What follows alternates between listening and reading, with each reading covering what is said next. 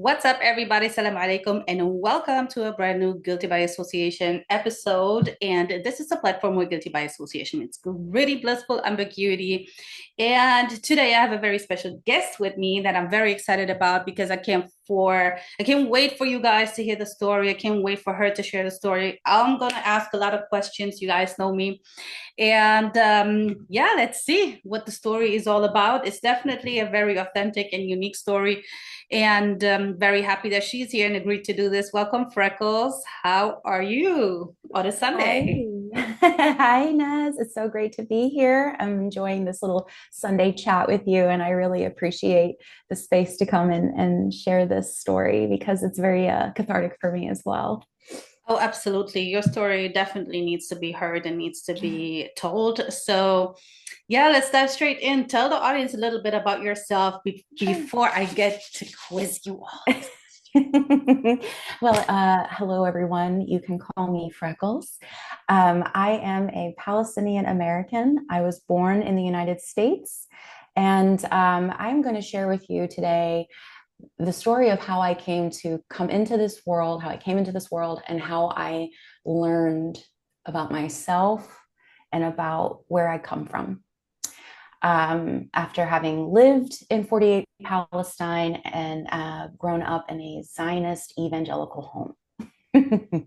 Absolutely. So your story literally starts way back when you was a little child. Mhm. Start there and don't mind me. I'll just be cutting in and asking you questions. Okay. Totally fine. Totally fine. Perfect. Um, okay, so I was born in the time of the first Intifada in the United States to a white American mother and a Palestinian father. My father is a first generation refugee in diaspora. His parents were ethnically cleansed from 48 Palestine in 1948. I would not learn this until much later, actually. Recently, I learned a lot more about him and where we come from, but we'll get into that later. And I guess the best place to start is my earliest memory, my earliest memories in life are about Palestine. Even though Palestine was hidden from me for so long. And I think that's sort of this beautiful juxtaposition. My earliest memory is of myself and my mother living in hiding under assumed names because she had effectively kidnapped me as a young child, as a baby. And I always knew this was not something that was hidden from me.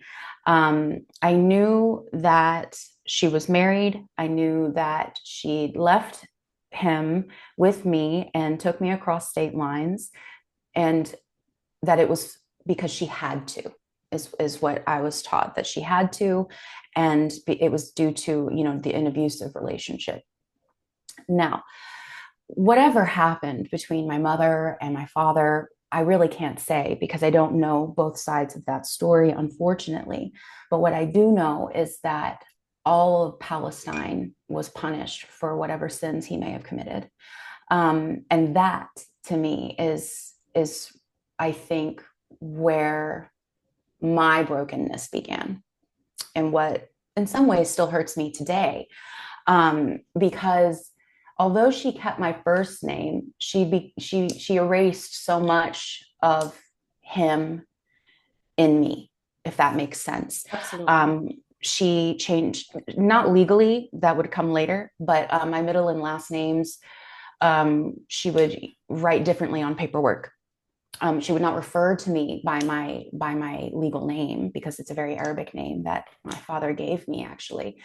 I remember, actually, oh, it's so strange, the weird images you'll see sometimes of years ago. But I remember I used to listen to books on tape, and I had a little pink case where all of my audiobooks on tapes, I would keep the tapes in. And embroidered on that case was a name that was she referred to as my middle name, that was a very white name, if that makes sense, a very Caucasian sounding name. Mm. And I remember being really little and asking her, why does it say this and not my name? And she and my grandmother both, because I was raised by both my mother and my grandmother for the first several years of my life, they would say, well, to protect you, to keep you safe, because we don't know if he will come to try to find you. And this was very necessary because even from a very young age, my mother and my grandmother would tell me, and this was the story, that his parents were living in Saudi Arabia at the time, and they wanted to take me away from her. And he was very abusive to her, so she had to run away with me. She had no choice. And I wouldn't learn until later that she had been charged with kidnapping and had to go to court and fight in court to keep me. It was a very ugly, ugly process that she doesn't really like to talk a lot about. So I don't have a whole lot of information, but I know that ultimately, years later, I asked her, how did you how did you end up getting me and there's no contact with him? And she said, well, because I called and reported him to ICE and had him and his family deported and blacklisted. So he could never return to the She United had him States. deported. Yes. So, So she said, um, this is, I mean, deported. this was a long time ago, so times were different. I get Yes. that. Oh my God, Yes. I didn't mean to make it sound ancient. No, no, you're fine. You're fine. I feel ancient sometimes. No, don't say that. No, but what gets me here is, so if somebody is charged with kidnapping and they're taken to court, and then they're gonna go and report someone, and that person gets deported, because getting deported is a massive It is. repercussion. No, it is. And it wasn't just him, it was his family as well. And I know this because I was Goodness. older when I had asked her this. And you'll see as I go through the story, it Mm-hmm. was over time, over many, many, many, many years, I would ask questions here and ask questions Mm-hmm. there. Mm-hmm. I would try to put pieces together. And I think that these questions are the ones that have really been driving me my entire life. But he, she had mentioned that she felt badly because his brother or brothers, I can't remember if he had more than one, but she said that they were very good to her, and she felt badly that they were involved in all of that. And so for not just one person, but an entire family to be rounded up and sent back home and blacklisted, that's very serious. Yes. So and that's something you don't know until you're older and you have a little bit more knowledge of the world. Yeah. So I have to wonder, what did she say? you know But the interesting part here is that she did say many, many years later that the brothers were good to her and that she yes, felt bad about it. But what's interesting here, it sounds to me that she was very conflicting, because you said, and you're going to talk about it a little bit also, what effect it had hmm on you, that your mom had a spiritual transformation. yes. And without uh putting her whole story on here, because that's not No, my no, story no. to tell, but Yes. I know that we're all living life for the first time, and I know that my mother had a life of her own where things were not ideal and she struggled. And it was around the time that I was born that she started to go through a spiritual transformation. And I think a lot of that was to heal parts of herself, Mm-hmm. from her youth. Yeah. And so she became very heavily involved in the evangelical movement, as did my grandmother. They're both evangelical pastors, and with a heavy, heavy emphasis on connecting to Judaism Mm-hmm. and equating Judaism to Zionism, and ergo having unfailing loyalty and love for the Zionist state, which is Israel. So this is the environment that I was born into as a So, Palestinian American girl growing up in a evangelical Zionist home. which is a challenge on its own already, right? Mm-hmm. But Oh my gosh, yes. what's interesting here as well is just to, to very much clarify for those who really don't, get it. And this is not, stop me if this is all conspiracy, right? But I would assume, right, that becoming more evangelical, I can't even say the Mhm. word, and even with your grandmother, I would say obviously this had a huge, huge influence on the whole situation and why she even took you and why she cut ties with your dad and why she went Mhm. to these extremes. And Right. I'm just wondering, do you feel like there is some influence, like some other, like your grandmother, was that like kind of like starting from her and then your mom just catching on?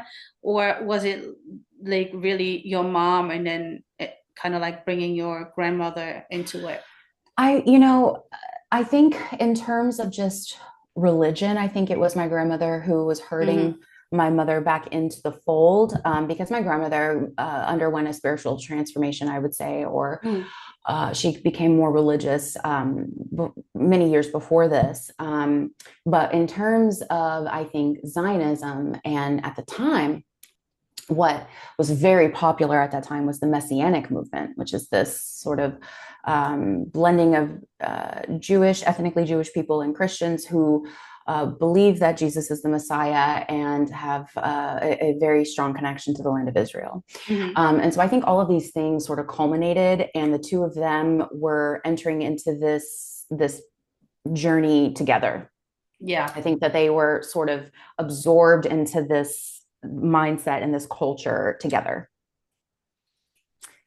So Um, how was it for yeah, you growing up though in that kind of household?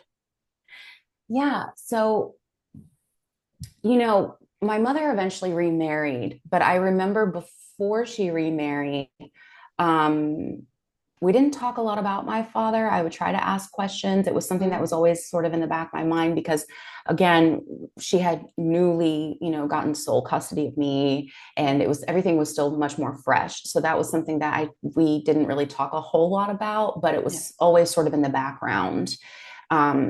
This looming danger, this dangerous man, and Arab men, and how Arab men treat women, and what he would do to me if he found me. I mean, it was an Goodness. environment of fear. Yeah, fear and shame.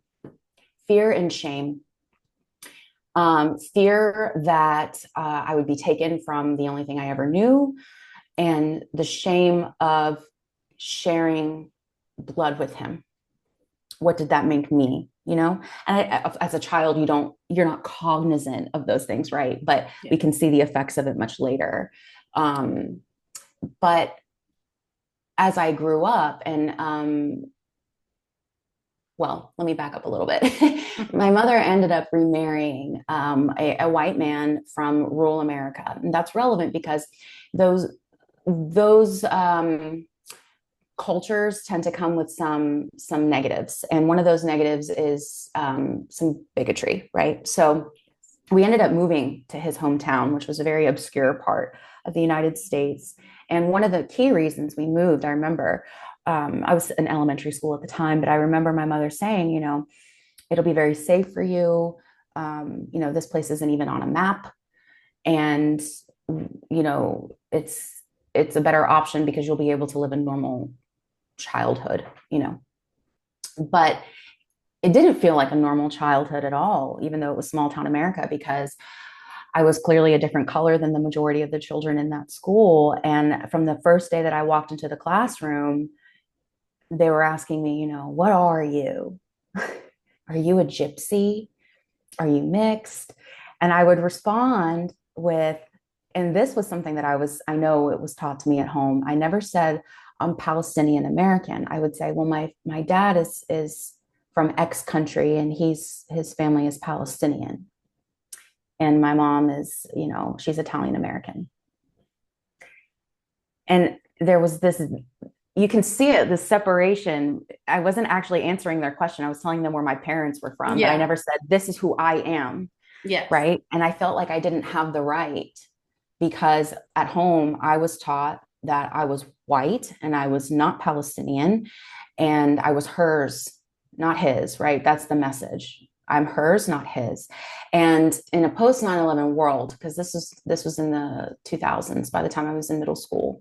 And I remember in post 9/11 rural America, it was, and it still is today, hard to be of Arab lineage or even, Palestinian in the United States. But at that time, it was pretty brutal.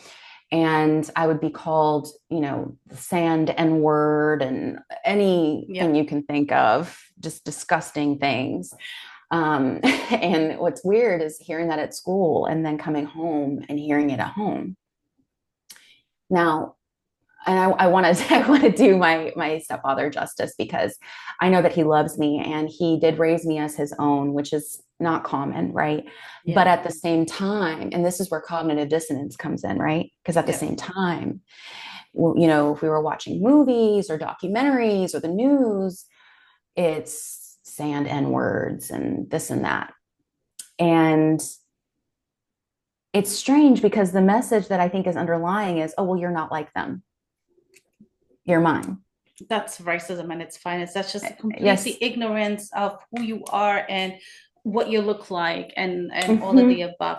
If you don't mind, I wanna back up a little bit just for a short second, simply because I feel like, and this is crazy because I feel like most of us, we know this from TV, that somebody kidnaps their child and gives them a different identity. Like we see that in movies, we see that in so many shows. And I always wondered how these children feel when they have to assume a different identity, because especially for children, on one hand, I understand children are a little bit lighthearted. They don't understand everything. But on the other hand, it's just like this child is still learning who they are, is still developing an identity, a personality. And how was it for you knowing, oh shit, I was kidnapped and my mom was charged with kidnapping, and I have to change my name and I cannot say this and I can't share that? The one word that I think really sums up how I felt a lot as a teenager and as a child was shame. It's not something I was able to talk about at school. Most of my classmates didn't know that we moved there because I was in hiding or that I was taken away. And it's not something I was able to openly talk about. But I think that the root of that, and then there was all of this fear, but I think really below all of that, the root was shame. I remember constantly having this knot in my stomach and being disgusted, I think, with myself, and feeling as though I had to constantly perform. And we really see this in my 20s, especially living in 48. Well, I get to that later, but this feeling of needing to perform to fit into the status quo, and even to feel that I was a good girl, right? This feeling, and this is tied, I think, to a religious upbringing, a highly religious upbringing, is to feel this pressure and this drive to be a good girl, whatever that is. And I think for my mother, at least at the time, it was to fit into this mold of American society and to eat these foods and talk this way and dress this way and worship this way and support Israel. And these are the things that make you good. And I wanted to be good and to be connected to my past, or who I am is inherently not good. Sorry. So there was a lot of shame, I think. No, I understand that, and it makes perfect sense, because as a child, you can only feel shame if you feel like you're being kind of like made out to be a problem, whether it's how you look, where you're from, anything, that's going to make a child feel shame. So when did I look so much like my father as well. I look so much like him. Pictures? Yes, she did keep. I am grateful for this. She kept some pictures. And she showed you? Yes, she kept them for me for later so that I could at least, there's not a whole lot of pictures of him. They're mostly of her. and of me as a baby. But there are a couple of him in there. So I do know at least what he looks like. And I look very much like him. And I think this was also something that rubbed her the wrong way, maybe. I reminded her of something she didn't want to remember. Well, I'm sure your dad would have kept you if she left you there. So Yes, she could have absolutely. she could have gone a whole different way about it, but obviously Yeah, she yeah, didn't. So, right. and then she did you even one better. Not only is that enough to grow up in that more difficult part, to say it in a nice way, of the US, she introduced you to a whole different world at some point, right? Yes, absolutely. Um, and my grandmother too, as well. So I remember I was in college, and this is again after having grown up in a highly evangelical home and having been raised in a messianic congregation for the first few years of my life. This is something that I was primed for this, right? So I'm in college, and I it's so funny to think about it now because I'm an English major. I was an English major, so I was doing a lot of writing, poetry and prose, personal essays, and it was all about diaspora. Oh, I was reading, Arab women writers, and you can see it's so clear that this was something that was really fueling me. And mm-hmm. so the desire to know more about where I'm from was sort of building, Yeah. or where I ethnically come from, right? Knowing the full story too. But this is really important. So that same year, it was my sophomore year of college, and I went to 48 Palestine in that summer, right? Summer after my sophomore year. But during my sophomore year, my father found me online. He was able to find No, me. I Yeah. didn't know that part. Now it's getting Yeah. juicy. Oh Okay. yeah, yeah. He found me, and not just so he had tried to add me on social media. Of course, I was Mm-hmm. terrified because of everything I'd been told. And Oh my I gosh. don't know if it was a PI or a lawyer, but he had hired someone to help him locate me in his home country, and that man also added me on social media, and they both messaged me. And I hadn't seen the messages at first, because they used to be hidden in another inbox. So I Yeah, stumbled yeah, upon yeah. messages one day, and my stomach just drops Yeah. out of my body because I'm like, oh my God, he found me. And I was impressed, I must say, very impressed. He knew everything about me. And I mean, he knew my new name. Oh, He knew who my stepfather was. He knew where my mother oh had my moved us. God. He knew everything. And he said, your mother kidnapped you and took you from me all those years ago. And at the time, I think because of everything that I'd been taught, I assumed he would just, of course, throw her under the bus because he doesn't want to be the bad guy, right? And I Yeah. was also terrified because, they couldn't even, if it was so dangerous that they had to embroider another name on my cassette tape carrier when I was a child so that no one would know what my real name was, just in case he heard, Yeah. it's so dangerous, right? But get this. So I call my mom and I'm like, Mom, he messaged me, found me. And she sighs this deep sigh and she says, you know, I knew that this day would come. Very strange. And she said, honey, he's your father. And if you want, that's your decision. You have to make that decision. If you want to know him, that's up to you. And I remember thinking like, something does not add up here. He's dangerous, but he's not dangerous. I mean, I know that I wasn't a baby at the time, but I mean, if this was such a dangerous man and an abusive man, why would you want me to have contact with him at all, or encourage contact at all, right? So this is where my questions start. The gaps start forming for me. Now I didn't respond. I saved the letter though. This will become important later. I saved the letter, the message in a document on my computer, but I didn't respond to him because I didn't know how to respond or how I felt, right? When you say Um, letter, you mean the message he sent you?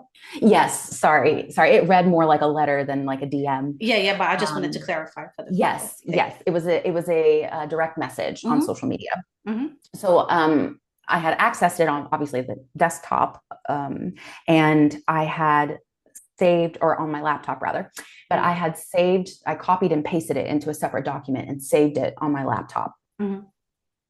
Um, and then after that semester ended and we broke for summer break, I remember my grandmother, because I had expressed I wanted to go to 48. I wanted to go there and I wanted to see it and experience it. And while I was in college, I had heard so many horrible things about Israel that Mm-hmm. I never heard in my home. Right? I only got one side of the story in my home, and it was all Hasbara talking points, or propaganda talking Mm-hmm. points, right? Mm-hmm. So I heard, I had taken a class, actually. It was a geopolitics, and my professor started unpacking all of Mm-hmm. these things about Israel. And I remember I had to read a book by Avi Schlein. I actually have it on my bookshelf now. Let me see if I can find it. But it was on this subject. Oh, it's just simply Israel and Palestine, by Avi Schlein. So Oh. we had to read that for school, and I remember thinking, like, each side makes such bold claims, and it's hard to know what's the truth. I don't know. And I'm also like tied to this in a weird way. So I want to go there. And I'm talking to my grandmother about this, and she says, well, why don't you do the program that I did, which was a program called Sarel. And a lot of people don't know about this program, but it No, they is know about Aliyah. I thought he was going to say that. So, yeah, no, they're explain what not is that? birthright. So Sarel is a program in Israel where Mm-hmm. people from all over the world and of all different ages, they have it separated by age groups too. Like you could be a college kid, young adult, and then they Mm-hmm. have stuff for like seniors. But you go and live on the bases with the IOF and the soldiers. Mm-hmm. You live with them throughout the week, and then for the weekend you break and you can go do whatever it is you want to do. So not only is it a very affordable way to travel, but you get a quote unquote authentic experience with the IOF. Ooh. And it's important to know that my grandmother had done this program, she'd done it many times in the late 80s and early 90s, and had loved it, only had amazing things to say about it. I mean, she would talk about it like in this existential way, like it had somehow healed the deep things inside of her that hadn't been addressed, right? Because we all have those things. But this was a life-changing place for her. And she said, you should go. You should go. And she got in touch with some people that she knew with the program, and I applied. And oddly enough, they admitted me into this program, which I find very strange considering my ethnic background. But I think that they like to tokenize. They like to Mm-hmm. tokenize Palestinians and Arabs as much as possible. So that's great PR for them, right? So I'm so excited. I get my bags all packed and I fly over there. And from the moment that I stepped foot on Israeli soil at Ben Gurion, I was treated like trash. And it Wow. was terrifying. Because the craziest thing was that I was there to help them at the time, right? I'm thinking, oh, I'm doing a good thing, Yeah. right? Yeah. So I'm standing at the border control, and they scan my passport. They take one look at me and they motion me over to where they have all of the Arabs and Palestinians and other Asians, people of dark complexion, right, that are not Jewish, over to one side. And I had to sit there and wait for them to call me. And then they took me into a locked room. You had to punch a little code in, right? And they kept me in there for 6 hours and berated me and interrogated me. And I'm like 19 years old, Yeah. right? Yeah. And I'd never left the country before. No one had told me that this was what it was like in Israel, right? That this is how they treat people there. And they were asking me these really strange questions like, who's your father? Who's his father? Where are they from? Who are you here to see in the West Bank? They had this hyper focus on the West Bank. And I was like, didn't even really know that much about that. And I was like, I don't even have any contact with my father. I don't know any of these answers. I don't know. And why are you assuming that I'm here to go to the West Bank? You know, the feeling was that they knew more about me than I knew about me. And later, I learned that they have their databases are full of Palestinian names and families and information, especially in the West Bank, where they keep the names of all the people that they ethnically cleanse. So they probably had so much information on me in that computer that I didn't even know about. And that feels so nefarious, to especially for someone who's so desperate to know where they come from. So they finally released me from this 6-hour interrogation, and I'm sobbing because that was so scary. I've never been questioned by officials like that. And I go to the arrivals area where my group is. And of course, the group leader is an American woman who made Aliyah. She wasn't born there, she was American. And she was so mean to me. She was like, you're late. You're lucky we were about to leave you here. And then you would have had to figure out how to get to the base yourself. Just absolutely nasty. And I was the only, Palestinian there, obviously. I was the only Arab presenting person there, person of Arab ethnicity there. The majority of them were Christians from the West, like Holland or Australia. And then the others were Jewish Americans who had went on birthright, and then wanted to stay longer. So they switched over to Sarel so they could stay in Israel longer. And the looks they gave me, I mean, it was like being confronted with the same shame that I'd felt in school and in my own home for my entire life. It was just like the looks and the whispers and like, who is she? Why is she here? She's not even Jewish. And being treated like I was other. And I was so, I think, accustomed to that feeling that it didn't really even occur to me at the time that I felt like I was alienated from everybody around me. But yeah, this program, I was on several different bases and lived on those bases with the soldiers throughout the week, ate with them, slept in the same barracks with them.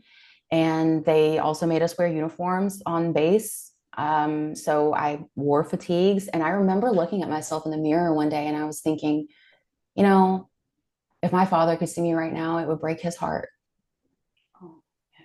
It would absolutely break his heart. And I remember the first base that I was on, and this is important because I think it really speaks to the culture of their military and I think also of their society. But I was Give me a second before we get into it. Oh, sure. When you thought that when you thought about your dad at that moment, and you thought it was going to break your heart, so clearly you understood, okay, was that the moment when you really saw, okay, this is how Palestinians are really treated then?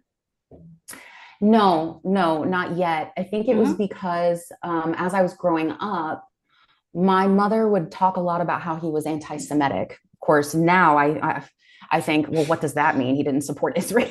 I mean, anything is anti-Semitic. So she had already taught me that he had an aversion to Jewish people. And I had also, because I'd read a little bit in some of my classes about what was going on over there, I knew enough to know, whether I agreed or not, that if he could see me, it probably would absolutely devastate him. But I didn't know how I felt about that yet because I hadn't been there long enough. So yeah, I think throughout my years there, there's this weird push and pull because especially with the religious aspect, it's like, well, I don't want God to curse me. There's a scripture in the Bible that says, you know, I will bless them that bless you and curse them that curse you. And Yeah. the evangelical church will take that one scripture and use it in a way that I think is misplaced. So there's a lot of fear that also drives this sense of, you know, loyalty. Yeah. Yeah, so there's that weird push and pull while I'm there. But I remember looking at myself and thinking that, and it did hurt my heart a little bit, even though I wasn't totally sure yet how I felt. But I remember being on the first base was a communications base, and it was also a training base. So I was with soldiers who were very young, by the way. It's like instead of going to college, they go straight into the military. And they were fresh out of their classes, right? When they first matriculate. So fresh indoctrination. And I remember asking, and genuinely curious because I wanted to learn. I asked one of the soldiers, you know, do you speak Arabic? And he said, in this disgusting tone, like, it's so funny. He said, I know how to say stop, stop, or I'll shoot you.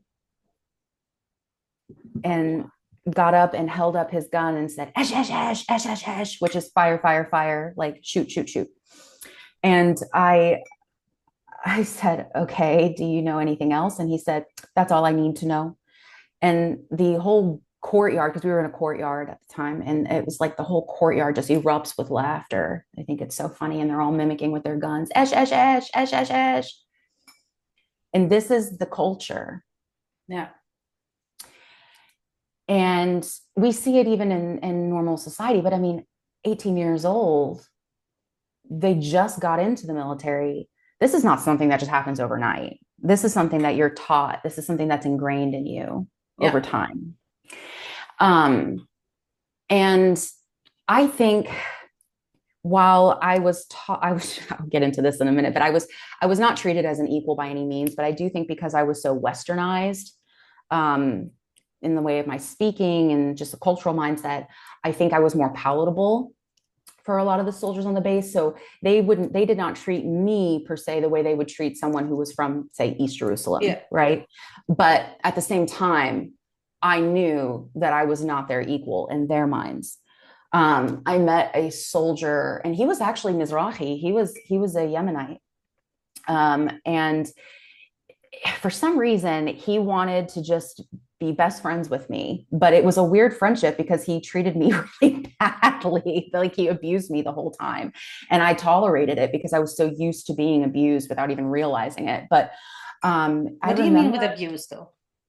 Oh, I'm sorry, like emotionally, mentally, just very cruel things being said.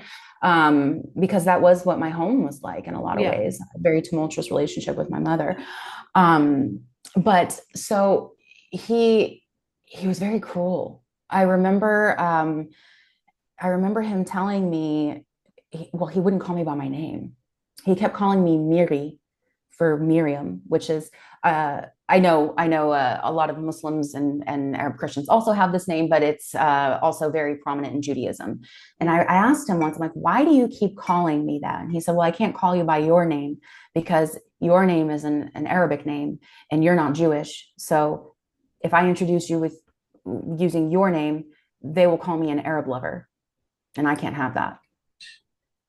And in Israel, Arab lover is akin to N-word lover in America.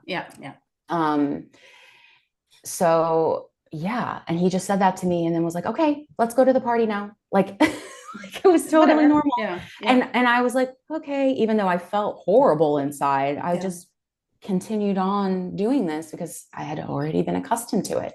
And so I remember him saying that. And I remember, we went to the beach one day and I'm laying out with him and his sister. And he says, you need to cover because you're too much black. And it's not good to be too much black. The lighter, the better over there.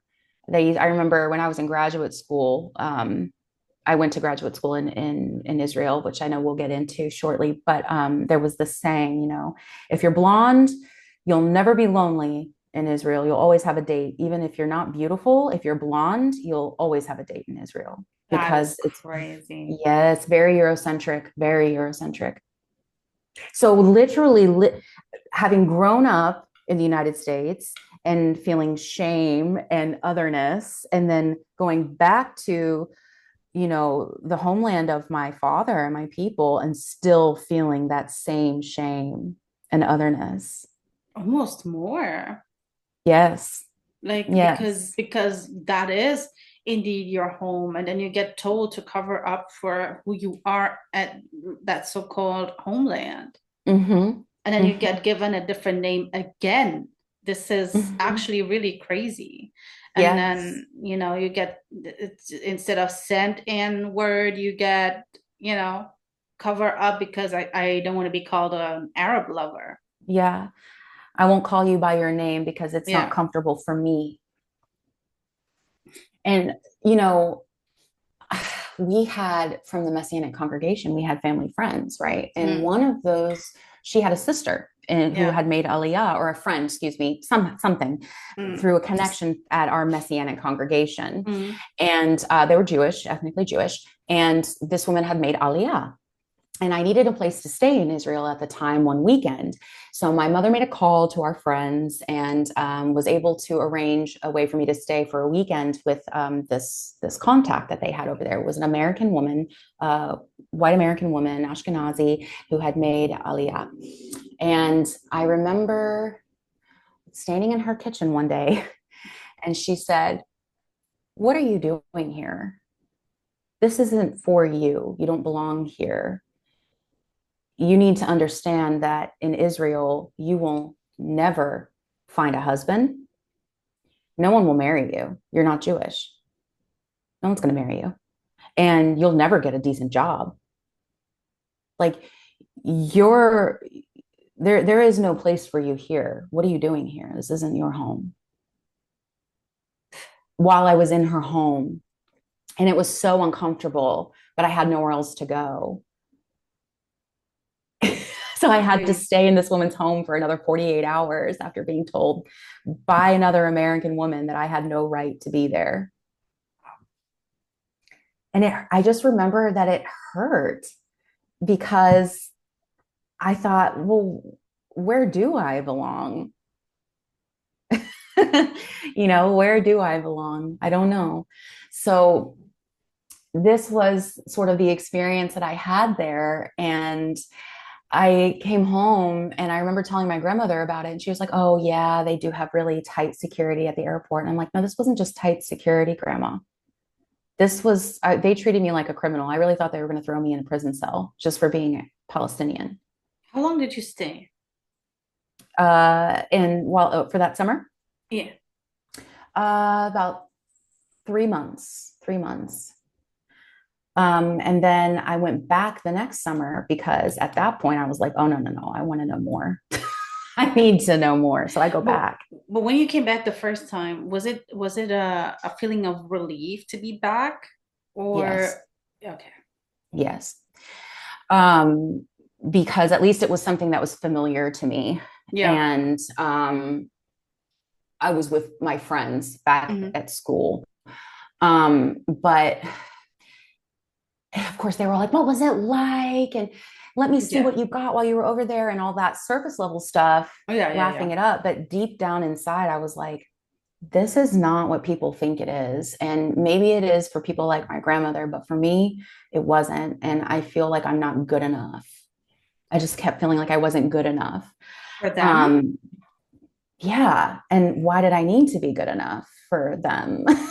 You know what I And mean? did you the first trip, did you ever get to go to the West Bank? No, no, Did no. you meet Palestinians who live in proper Israel, quote unquote? Not the first time I was over there, but I would Okay. later. I would Hmm. later. Okay. And they were very critical people for me. But I remember I wanted to go back. I was like, I Hmm. don't think that that's enough time. Like, that's a Yeah. lot to absorb because while you're in this program, they're also taking you to sites that reinforce the Jewish identity of the land. And Mm. they're having you sit in seminars where they're teaching you about the history of the IOF and the different brigades and the history of the different brigades. And you learn a lot about the military. Mhm. And of course, it's all from this propagandistic talking points, right? Like this is where I first heard Israel has the most moral army in the world. And that phrase is just copied and pasted by every Israeli supporter ever and by the Israelis themselves. Most moral army, most moral army. And after a while, you see it enough and you're like, okay, this is a this is like a script. This is not something that people are just saying because it's true. Yeah. This is what we are, and you need to repeat this. But I will tell you this: they took us to Sderot, which is a border city. Sderot is a border city next to Gaza. Okay. They took us there, and we could look out and see sort of the border of Gaza. Mm-hmm. And of course, they didn't teach us anything about what was going on there, except, oh, we send 100 trucks a day with vital living supplies for them, even though it's not our responsibility because they wanted to be their own country. This is what they say. And then focusing on Sderot, and they have a museum of all of the shrapnel from the rockets that have been fired into Sderot. They keep them and put them on display in a little like That is makeshift crazy. museum. Yeah. That's sick. Yeah. And of course, they don't tell you about Sderot cinema, where everybody takes their little lawn chairs and their binoculars and they go sit and watch people get bombed into oblivion right across the border and rejoice in it. No, no, no. They don't tell you anything about that. Just how bad it is for the citizens living there, the poor children who have to run to bomb shelters. And I'm thinking, oh, yeah, that's really bad because you don't see the other side of it. And it's like, at least you have bomb shelters. What But about but the tens of but thousands? that's not how you thought at that point, right? No, not at No. that point. No, no. This is part of the indoctrination that I would Yeah. later deconstruct. And I Yeah. think that's what made it so much more just, it made me so angry because these are people who looked me right in my face. It wasn't just like talking heads on a TV. These were people that I had a relationship with, that I slept in the same rooms with. I ate meals with them. They were like my friends and looked me right in my face and would lie to me. So who are these people? People in the military. And But actually, the reason why I'm asking is, mhm, are these soldiers? Are these more high-ranking officials in the military? And the uh, reason for that is, like, do you believe, because that's how sometimes it seems, mhm, right? That mhm. the Israelis believe this actually themselves because that's what they've been fed for all these years. So they wouldn't know how to maybe tell it in a different way because I they think don't even know. that's an important point. Yeah. So in our program, you mingle with just your run of the mill soldiers, Hmm. right? People who work in maybe communications, or we would Hmm. have our sort of our little group leaders. Our They would call them, obviously the Israeli word is mifaked, like our mifakadet, our Hmm. commanders. But it's actually a job in the military to, like, that's your MOS, is that you are a troop leader or a group leader or like almost like a tour guide too, because they would take us on these tours. But they were soldiers, just your run of the mill soldiers in the Hmm. military, and we didn't really have a lot of contact with the higher ups. And looking back now, I would say that it's sort of mixed, because if you have been sent into Gaza, you know what's going on there. And I did meet people who had been there and they knew what was going on there because they were there. But Hmm. then you also have people who, they're just in the military because it's their job and this is what they're told they're doing, and they just do it. So I think that there are also a lot, at least at that time, a lot of soldiers who, just like our own military, think that they're doing the right thing because this is Yeah. what they were told to do. My commander said, shoot here, I shoot here. But now the people who are actually on the ground in there and can see, like we see the pictures of the soldiers wearing their lingerie and mocking them and stealing jewelry, there's no way you can look past that, right? You know what's going on. It's not right. But they will chalk it up to, oh, it's war. Yeah, it's terrible, but war is terrible. It makes monsters of us all. And which to me is such a cop out instead of holding people accountable. So yeah, it was people who were my age, and they were just your average soldiers. Maybe they worked in communications, maybe they were medics, just things like that. And then you had obviously the group leaders, the MIFIC heads, and they were the ones who took us on our tours, and they did the seminars and would teach us about the history of the IOF. They took us to, this was a crazy experience. Of course, it's crazier now that I have the knowledge of my father, a little bit more knowledge about my father and his story. But they took us to one of the outposts for, I think, the Haganah from 48. They took us in so we could see, like, this is their living quarters. This is where they did their laundry. This was their lookout. And I'm standing there as the only Palestinian kid amongst all of these really American Jewish people and evangelicals from the West. It's like has a totally different meaning for me that I didn't quite know yet. But I remember thinking, what a weird feeling it is to be standing in this building of the people who effectively pushed my family out and other people like me. At least that was part of the story. My mother said, no. They left of their own volition because they didn't want to live with Jews, which is, of course, I don't believe that to be true. I've never heard any Palestinians saying that exactly. No. Exactly. But even with that, even not knowing the full, I knew a little bit, obviously. I knew what the opposing talking point was because I'd taken some classes, and I was standing in this building, and I'm like, this is a weird experience. If this were if this were back in 48, they'd probably have killed me. You know what I'm saying? It's just a very bizarre experience. So, but they would take us to these outposts, and they would teach us their version of their quote unquote war of independence. And I think it's important for people to know about programs like this, because I don't know that the average American really understands how sophisticated the propaganda is there. Their propaganda machine is highly, highly sophisticated. I don't know of any other military in the world that brings people from other countries in to live on their bases and be inside of their milmilitary. That is a good question. I never heard of this in my entire life. Right? Wouldn't that be OPSEC? And then here's the crazy part. That's what I'm thinking while I'm listening to you. Crazy. So the people to do birthright, to do aliyah, you don't pay. You get it for free. Right. But now to live on these military bases, you got to pay for it. You know what? That's a really good point. So we didn't have to pay to live on the bases. We just had to pay for like the weekends when we would travel. Oh, okay. But yeah, essentially they would get a free trip to go over there and see their flights are covered through Birthright. I had to pay for my flight, but through Birthright, it's a free trip. So they get to go over there for free, and it's an all expense paid trip. And then they can just hop on over to this little program and live on the bases for free. Well, I keep saying nobody wants to listen to me. The occupation knows how to make money in so many different ways. Mm-hmm. Oh, absolutely. Literally. Absolutely. I mean, it's free labor. They had us filling their sandbags, cooking their meals. Yeah. And then we're getting indoctrinated at the same time. So they get free labor to do the grunt work that they don't have the time or the diligence to do. And then they also get little ambassadors where they can just send us back to our countries, and we go on to spread more propaganda. And we can say, well, I was there.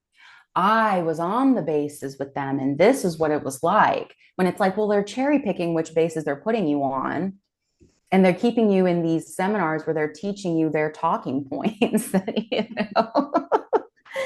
But one thing I do remember is that the bases were embedded in civilian populations.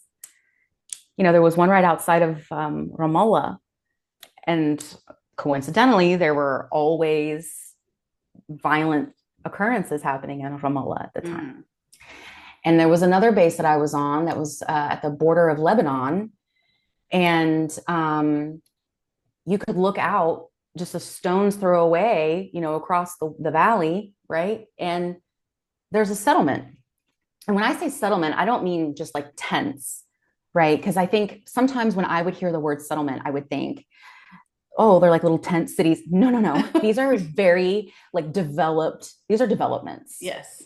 Huge condos, beautiful, like Yes. everything. It's so beautiful. And they're Jewish only, Of course. right across from the base. And this particular one, I noticed that their tanks and trucks and things like that were across the way, not on the base. They were across next to that settlement. Very strange. So who's using human shields here? And that's not even that's not even counting, you know, the headquarters that we know they built underneath Tel Aviv, you know. Yes. So and that's one thing that I did notice while I was over there. I'm like, wow, these are really close to neighborhoods. Military targets right across from a settlement. Interesting. And you're keeping property, like military property, next to the settlement. That's interesting. Yeah. I mean, on that same base, there was a soldier who he came and got me one day and he said, come. And he takes me into this little shack. It's like this it had dirt floors, little shack.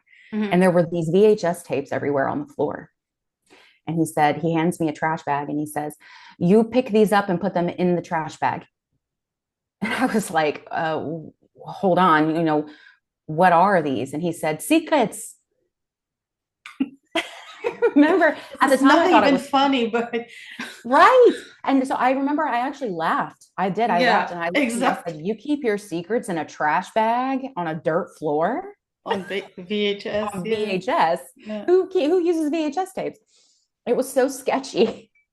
And I also thought, why does he want it's kind of weird that he's asking someone who's completely other, right, to come and clean up the secrets. It's a test. A It's a little bit. test. Exactly.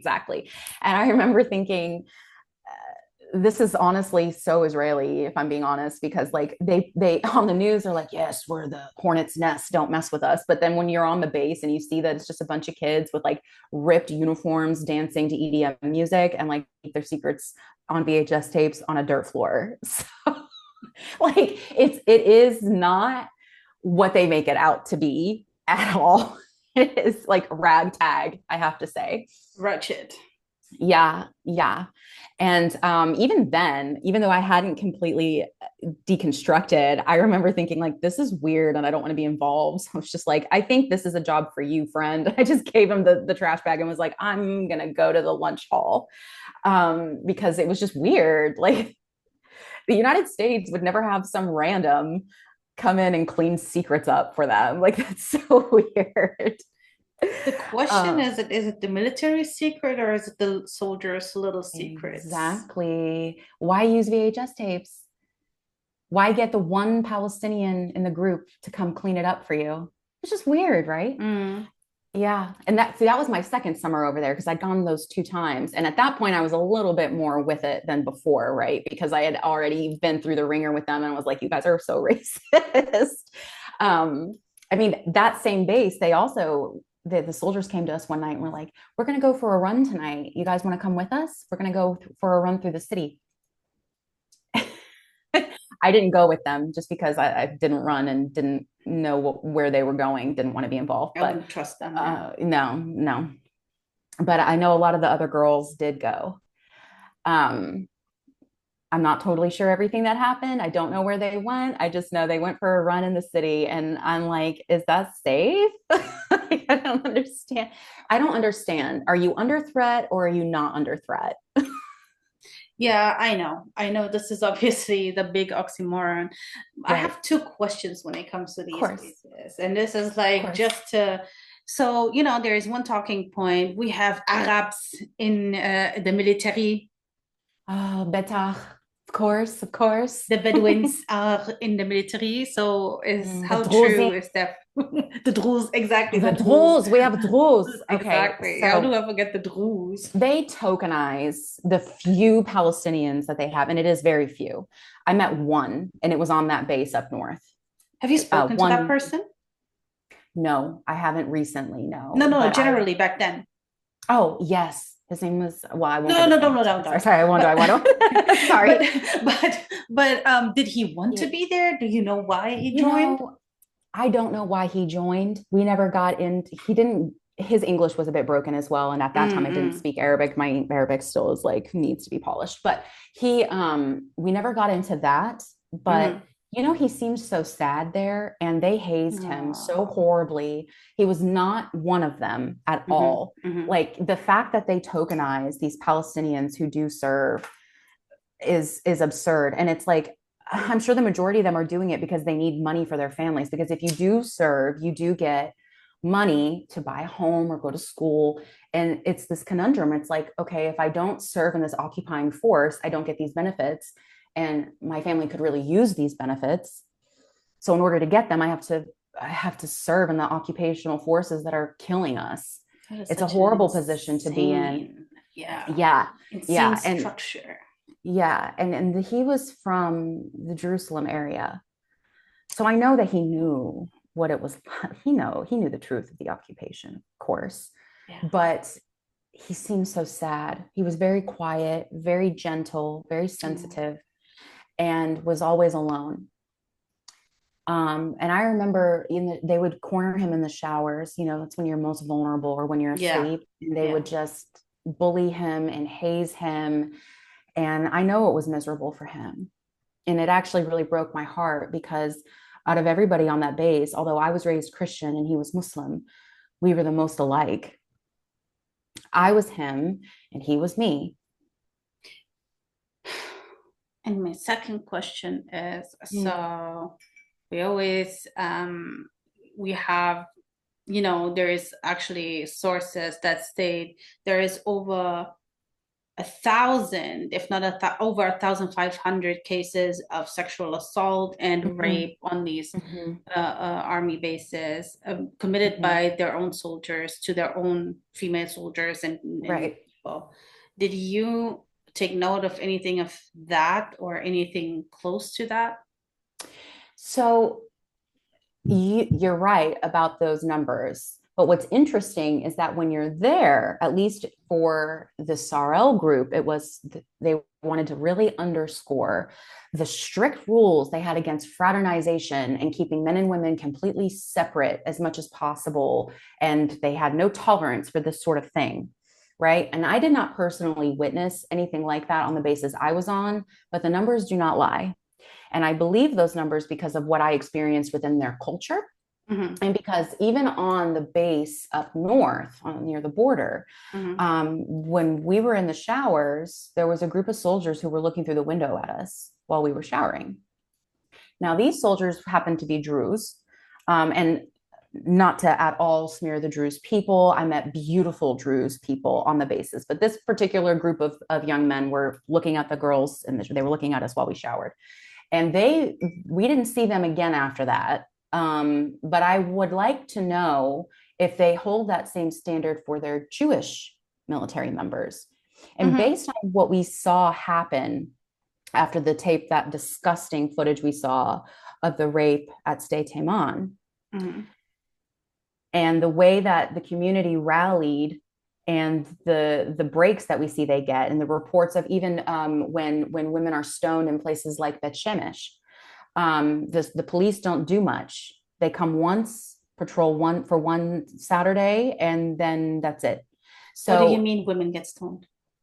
oh, in places like Bet Shemesh and other very religious communities, Jewish communities, Mm-hmm. women, if they're not covered properly, or even if they are, there are religious Jewish women who report the same things happening to them. They will have rocks thrown at them, and this is something that my friends told me even when I was living over there for school. My Israeli friends would say, "Be really careful if you go into these communities because if you don't have your hair covered or whatever, they will throw stones at you." And they will call you shiksa, which is a derogatory term, kind of like goy, but for a girl, So non-Jewish woman. I just want to say, ladies and gentlemen, this is the moment where we can even see some more hypocrisy. So Mm-hmm. not only do they accuse Muslims of raping, torturing, and stoning, and whatever else, these are all the things that they do themselves. Once Yes. again, Yes. every accusation is a confession, even here. Yes, I this didn't know is that. true. I didn't know that. I didn't know they Yes. stoned women. I'm going to be honest. I had no Yeah. idea that this is a practice. You think it's still ongoing to this day? Like Oh, this is, yes. Absolutely, yes. I Without am a doubt. absolutely Uh, shocked. and dear listeners, this is something you can look this up. Look up what's happening in places like Bet Shemesh and police response to these issues. And again, what happened at State Iman, how they treat Palestinian men Yes, as well, yes. and the response from the state. We had lawyers arguing in the Knesset about how all of this is permissible. All of this is, of course, this is a good thing. We Oh, will it do this is. to It them. is. So while I did not experience that, I'm sure they wanted to keep that under wraps because God forbid we come back and tell everybody, oh my God, they treat women like da da da. But we did have one incident like this Mm-hmm. with non-Jewish military members, and they were punished for it. They say we didn't see them again, but Mm-hmm. would they hold that same standard? The evidence for me says no. Oh yeah, I mean, if you have over 1,500 Absolutely. cases where there was hardly any, justice, plus those who are not reporting, because if these Mm-hmm. cases go to shreds, nothing happens. Why should people report and make themselves even more vulnerable Oh yeah. and being and becoming then basically the bad guy, for Mm-hmm. accusing a soldier to do so? Yeah, And then, absolutely. you have this is a safe place for all of the pedophiles that get convicted in the Mm-hmm. US of Jewish heritage and they flee there. So that's why I Mm-hmm. say this is very messed up what's going on Oh pertaining yes. to these things. Yeah. And then the And way other they things. speak about Arabs, Arab men, Palestinian men, Hmm. Muslims in particular is absolutely disgusting because of their own issues that we see there. And I have to say, this is what their own women are saying because my first roommate there was an Israeli American woman, and she was born and raised there. She just has family from the States, but Hmm. she was my first roommate there through family friends. We knew her. And she told me before I went out one night, I had just gotten there, be careful and don't be surprised if, you're walking to your bus stop. It doesn't matter how you're dressed. You could be wearing a floor length skirt.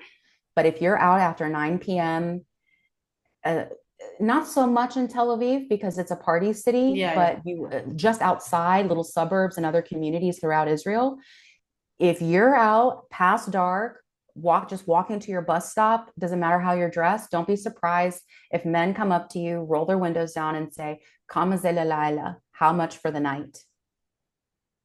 How much does it cost for the night with you? Soliciting sex.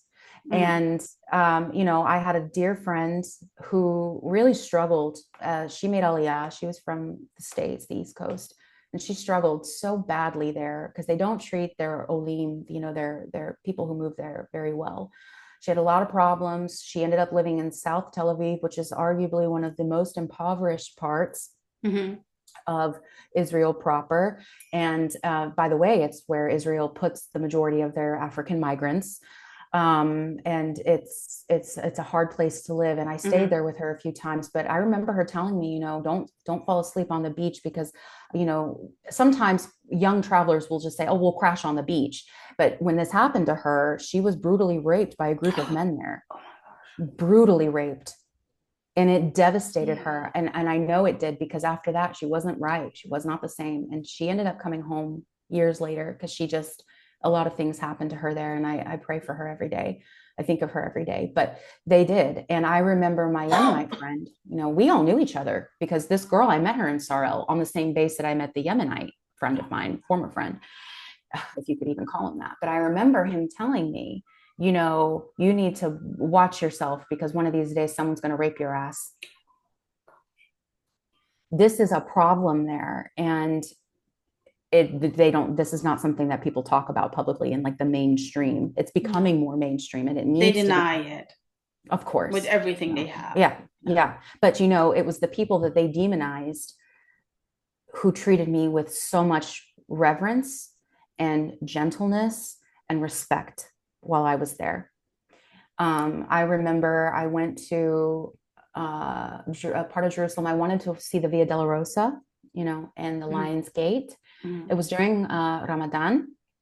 And, the Israelis will tell you, you have to be careful during Ramadan because that's when the Arabs like to get really violent and they commit their jihad. Yeah, yeah, that's what they say. They They do. don't tell you that they are terrorizing these people, throwing them out of their holy places. It's absolutely vile. And so they create all of this fear and they don't even tell you the truth of what's happening. All you see in the news is, especially over there, is, oh, the Arabs did this again. There was a stabbing, da da da. They don't tell you that Zionist Israelis went in and terrorized these people and they're trying to protect themselves. Um, and so I remember it was one Ramadan while I was there, still with Sarel. This was before I went to graduate school, but a Palestinian man, and he was Muslim. He drove the cab to the Lions Gate, and he was so nervous to leave me there. I could see it all over him, and he just kept saying, "Are Oh. you sure that you want to be here?" Because at the end of the alley, so there's a long street Mhm. outside of the Lions Gate that leads you, into the city of Jerusalem. And at the bottom of that street were two or three Magav Yes. soldiers, which are the Mhm. border police. And he Yes. kept looking at them and he was so nervous. And he just kept saying, I really don't want to leave you here. I really, please, let's just go somewhere else. I'll take you somewhere else. You should not be here. Mhm. And I said, no, no, I'll be okay. I really want to see it. And he said, please wear your backpack on the front and just don't talk to anybody. Don't let anyone take pictures for you. Don't accept any gifts. Just don't talk to anyone. Just keep walking.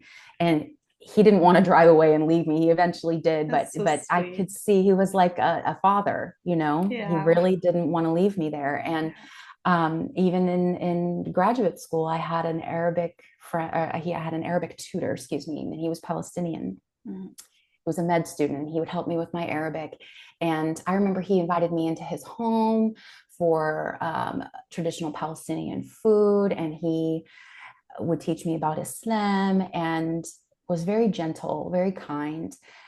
But I remember asking him, do you like living here? Do you consider yourself Palestinian or Israeli? And when he answered, it really felt like he was performing. You know what I mean? It Mm. felt like because he was like, oh, I'm Israeli. I love being an Israeli citizen. I can vote. I can go to school. I really love it here. And I didn't, the reason why I felt that he was performing was because I recognized it as someone who had also been performing my whole life to be Yeah. accepted as well. Real recognize real. Like that's right. Exactly, Yeah. exactly. And then later, when I learned about the laws, like how Palestinians in 48 could be stripped of their citizenship, thrown in jail, their families could be stripped of their citizenship. I mean, the consequences are serious. If they say anything to someone that could be taken as aggression or a lack of solidarity with the state, they could have serious repercussions, and not just them, their families as well. And so once I learned that, like the seedy underbelly of the Zionist project, that's when I started to put more pieces together. And I thought, he's not happy there. He's performing because for all he knows, I'm intelligence and could go tell someone that he said Yes. this and then he gets thrown Yes. out of school. So, but I also remember while I was in graduate school, I was on the bus and this was a Palestinian Christian because she was wearing a cross. Hmm. And I was sitting across from her on the bus, and there were very few people in the back of the bus. And I looked at her and I just said, do you like living here? And she got this very nervous look on her Oh face, very man. uncomfortable, and Yeah. started looking around to see if there was anyone within earshot. And then she looks at me dead in the face and says, no. And then just turned and looked out the window, and she didn't look at me again. That's like a movie, I swear. What you're telling me, Mm-hmm. I can picture this because of how you describe it. Because when people always tell me something, I always picture this in my head, and Mm-hmm. it just literally sounds like I'm watching a movie. Yeah. And I remember feeling like, you stupid girl, you don't know anything about this place. You need to pay attention, right? Like, let's start reading the things that you didn't want to read before. Let's start listening to ideas that maybe you didn't want to listen to before, because people don't just feel like that for no reason. But this was pretty much, you can say, the advanced beginning of the dismantling of the, way that it was Yeah. programmed. Absolutely. Yeah. Absolutely. I met actually really beautiful people in Jerusalem Mm-hmm. who were Messianic believers, that call them Christians if you want, were born into Mm-hmm. Orthodox Jewish families and were hiding that identity from their families because they would be Wow. disowned. And they had deep connections with Palestinians. And I met a Palestinian guy in Jerusalem. And by the way, he was born Christian. He was raised Christian. Mm-hmm. And his mother had gone before the Knesset many times to advocate for Palestinians in 48. And he would talk about the issues there. And he was Mm-hmm. very open about the fact that he did not support the Zionist state. Mm-hmm. And it turned out later, that he's a gay man as well. And I feel like this is relevant only because Israel loves to pink wash. Oh, we're open Mm-hmm. society. We're Western. We're progressive. We love gay people. And look at how the Palestinians would treat you if da da da. Well, here's a gay man, non-Muslim Palestinian living in Jerusalem, not in East Jerusalem, in 48. Mm-hmm. And he hates it here and says that Straight this up. is an apartheid state. So make that make sense to me, unless it's true, you know? Um, and this is when I really started to dismantle. And it was tough, right? Because it's scary to dismantle your own belief system, especially when it's heavily tied to religion, because then it makes you question the religious principles you grew up with as well. It's a total Mm-hmm. identity crisis, Mm-hmm. Mm-hmm. but necessary, very necessary.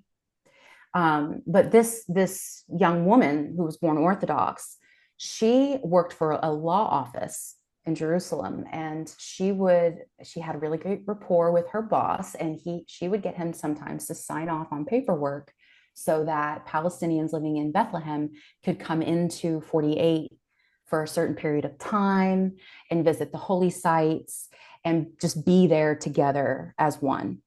So while you have the majority and the status quo of the Zionist entity as an apartheid state and Mm-hmm. apartheid minded, you have these outliers who have a heart for unity at the same time. And it was strange because this was a woman who had the same belief system that I did. We were both Christians, and she was pro-Palestine and I wasn't at the time because I didn't know any better. And Mm-hmm. so that also made me question these people that I met along the way, question the narrative that I'd been taught, and they helped my deconstruction. It's Um, insane. yeah, yeah, it's from the most unlikely of places. Absolutely. I'm grateful to them for it. 100%. I would be too. So when did the dismantling really begin? So I guess you Mm. went back, you started reading, you did your research. So my last summer, my second summer there was my last, obviously, well, it wasn't my last, but it was my last in this program. And while I was in this program, right before I left, I met a girl from California who said, "Hey, did you know that Tel Aviv University has a Middle Eastern Studies program that is specifically for internationals? It's all English speaking." Mm. And I thought, well, first of all, I was very interested in geopolitics and in the conflict. And Mm. I thought, also, a student visa gives you more than 3 months here. Oh It yeah. gives you 3 years or more, right? However long it takes you to finish your degree. So I thought, oh, I'm going to do this. So I go back to the United States and I start planning. I apply to school, I get in, and the summer after I graduated, I went straight over and lived with this Israeli young woman that I was telling you about. And that's when I started taking my Ulpan classes. So I learned Hebrew my first summer in school there. And this is when my deconstruction really started Mm. because I was suddenly with the interesting thing about Tel Aviv University is that it's the most left-leaning, quote unquote, left-leaning university in Israel. You have a lot of Palestinian students on campus, so you're getting that exposure. But Yeah. I mean, you had professors from across the political spectrum. I had a professor who was a Likud supporter, heavily far right, and then I had another professor who was a refusenik. My And gosh. that's where I learned what a refusenik was, that he had refused to do his mandatory service and had gone to jail multiple times for refusing that service. And I remember at the time, everyone in my class, a really good friend of mine, American, also evangelical, was like, oh, that's Professor so and so. He's a refusenik. And I was like, what's that? They're like, refuseniks. They refuse mandatory service. They don't serve in the military. And I'm like, don't you have to go to jail for that? And they're like, yeah, he's been to jail multiple times for refusing to serve in the military. And I chuckled at first, right? I Mm, laughed at yeah. this man because in my mind, having been raised in this ultra right wing home, I'm like, why isn't he a patriot? Yeah, yeah, obviously. Yeah. It's so embarrassing now.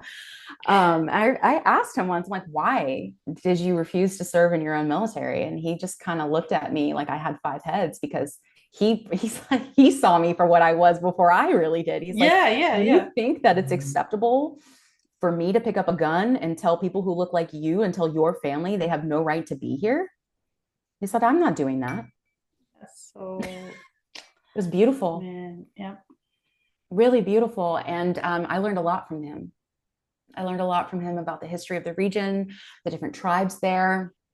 And I also, in these programs, I also learned about somewhat, it's always kind of softened a little bit depending on who's teaching it, but some Israeli policy, like the break their bones policy from Rabin, and how it's still, I think that legacy is still alive and well in Israel today. And we see it with the shoot to maim procedures that they have there.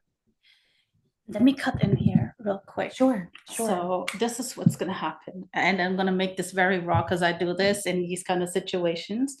I know this was going to be an intense conversation. But normally, an episode lasts 1 hour. We have over 1 hour and 20 minutes. So we're going to have to make a part two. And I'm going to be very frank. So we're going to cut this and then we're going to come back right in 2 minutes and continue recording. But this will be for the week after. So you guys can stay. I will know everything before you guys, and you guys have to wait another week. Is that okay with you? Absolutely. Okay, well, let's do it. Thank you guys for tuning in, and definitely come back for part two. See you shortly. See you shortly.